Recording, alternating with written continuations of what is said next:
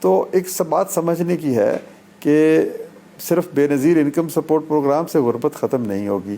جس طرح اس کے ملٹائی ڈائمینشنل ریزنز ہیں، ان تمام ریزنز کو ہم اگر اپنی گرفت میں نہیں لیں گے تو غربت ختم نہیں ہوگی. بنیادی طور پر بے نظیر انکم سپورٹ پروگرام ایک امدادی پروگرام ہے، یعنی یہ غربت کی شدت کو کم کرتا ہے.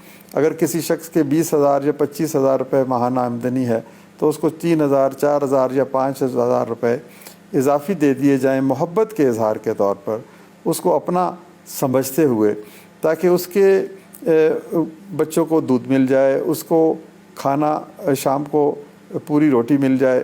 تو یہ ایک امدادی پیغام ہے، امدادی پروگرام ہے، اور لوگوں کو جو اس کی فوری مشکلات ہے اس میں ازالے کے لیے ایک حوصلے کا دینے کا ایک پیغام ہے.